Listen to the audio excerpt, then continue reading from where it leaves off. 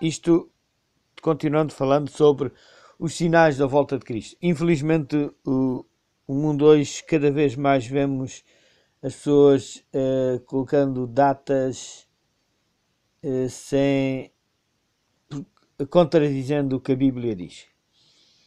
O povo de Deus será entregue à tribulação. Se levantará um ódio generalizado contra eles e lhes perseguirão até a morte. Os homens odiarão uns aos outros. A maldade multiplicará e o amor de muitos se esfriará.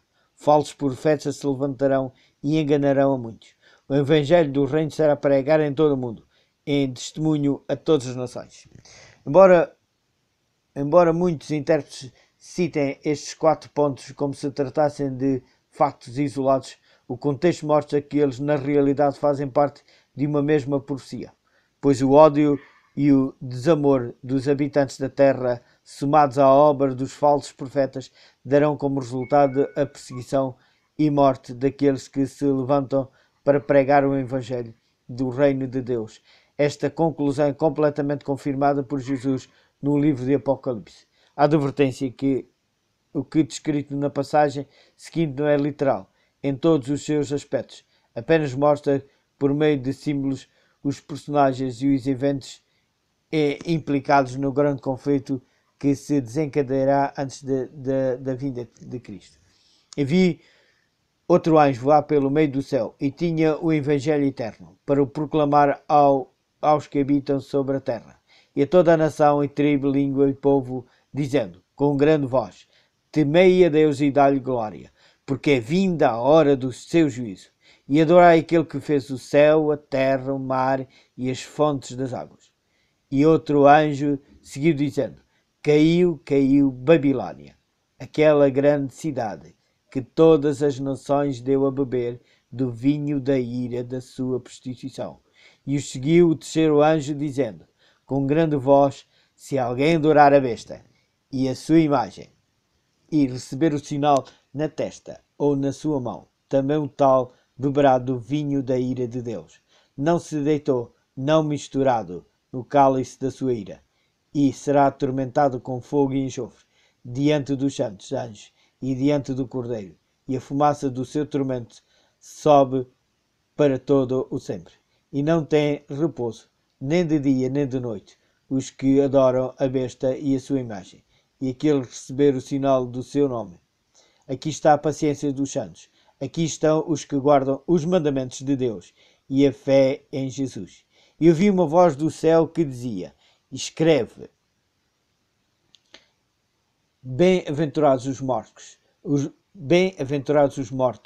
que desde agora morrem no Senhor. Sim, diz o Espírito, para que descansem dos seus trabalhos e as suas obras os sigam. E olhai, e eis uma nuvem branca, e assentada sobre a nuvem um semelhante ao Filho do Homem, que tinha sobre a cabeça uma coroa de ouro, e na mão uma foice aguda. E outro anjo saiu do templo, clamando com grande voz ao que estava assentado sobre a nuvem: lança a tua foice, e cega, e já vinda a hora de cegar, porque a seara da terra está madura. E aquele que estava assentado sobre a nuvem meteu a sua foice à terra, e a terra foi cegada. Está em Apocalipse, capítulo 14, versículo 6 a 16. Note que esta passagem de Apocalipse menciona os mesmos elementos de Mateus 24, com uma semelhança impressionante. Comparemos em detalhes as duas passagens. Mateus, capítulo 24, versículo 9 diz: então os entregarão à tribulação, os matarão e sereis odiados por todos, por causa do meu nome. E Apocalipse, capítulo 14, versículo 12 e 13, refere-se aos que têm fé de Jesus. Aqui está a paciência dos santos. Bem-aventurados os mortos, que desde agora morrem no Senhor.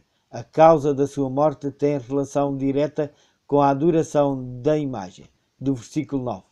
Pois, segundo o Apocalipse 13, versículo 15, esta haveria de permitir que falasse e fizesse matar a todo o que não a adorasse. Mateus 24, 9 a 12 diz assim: assegurará que para esta época se verá multiplicada a iniquidade, e que o povo de Deus será odiado por todos.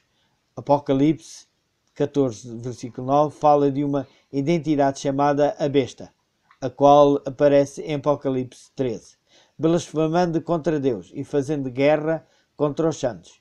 E embora pareça inacreditável, todos os habitantes da terra chegarão a estar de acordo com ela. Mateus 24 diz que muitos falsos profetas se levantarão e enganarão muitos. Apocalipse fala acerca da imposição da marca da besta e da adoração a esta identidade e a imagem, factos que precisamente terão sua origem na obra de um falso profeta. O falso profeta que diante dela fizera os sinais com que enganou os que receberam o sinal da besta e adoraram sua imagem. Mateus 24:13 diz que os que preservar até o fim serão salvos. Apocalipse capítulo 14, falando do povo de Deus, diz: aqui está a paciência dos santos, aqui está os que guardam os mandamentos de Deus e a fé em Jesus. Mateus 24:14, falando da pregação da última mensagem de misericórdia, diz: e este evangelho do reino será pregado em todo o mundo, o evangelho eterno, para o proclamar aos que habitam sobre a terra e a toda a nação, tribo e língua e povo. Mateus diz que imediatamente depois de pregar seu evangelho a todas as nações virá o fim. Em Apocalipse apresenta esta mesma verdade ao dizer: e a terra foi cegada, pois o Senhor Jesus ensinou em Mateus que a ceifa é o fim do mundo. Todo o anterior confirma que Apocalipse é em si mesmo uma extraordinária ampliação dos eventos expostos pelo Senhor Jesus em Mateus, o que na realidade são uma mesma profecia, por meio do qual podemos saber com exatidão quão perto ou quão distante se encontra o fim do mundo. É importante ressaltar que, apesar da vinda de Jesus estar muito perto, ainda não está às portas. Somente quando o mundo inteiro se unir contra o povo de Deus, quando se decretar a morte sobre os que se negam a prestar adoração à besta e à sua imagem, lembre que são símbolos, poderemos saber com certeza que a vinda de Cristo é iminente. Amigo, não permita que seu coração se angustie e desanime com o que diz esta profecia. É certo que os que neguem a adorar a besta e a sua imagem serão perseguidos até as últimas consequências. Mas também é certo que Deus é nosso Pai, nos ama e não nos deixará sozinhos na prova. Podemos ver em Isaías, diz: dizei aos turbados de coração, esforçai-vos e não temeis. Eis que o vosso Deus virá com vingança, com recompensa de Deus. Ele virá e vos salvará. Está em Isaías capítulo 35, versículo 4. Ainda se necessário fosse dar a vida por causa da pregação do Evangelho, ou se nosso corpo sofresse dor e aflição, nosso coração tampouco devemos temer, pois se cultivamos nossa amizade com Jesus e fazemos dele o centro de nossas vidas, finalmente venceremos. Porque qualquer que quiser salvar a sua vida, perdê-la, mas qualquer que perder a sua vida por amor de mim e do Evangelho, esse a salvará. Disse-lhe Jesus: eu sou a ressurreição e a vida. Quem crê em mim, ainda que esteja morto, viverá. E todo aquele que vive e crê em mim, nunca morrerá. Crês nisso? A Bíblia nos diz também que não será, está em João, capítulo 11, versículo 25 e 26. A Bíblia nos diz também que não será necessário que todos os filhos de Deus percam a vida, pois haverá um grande número deles que serão protegidos durante esse tempo e verão Cristo voltar sem terem conhecido a morte.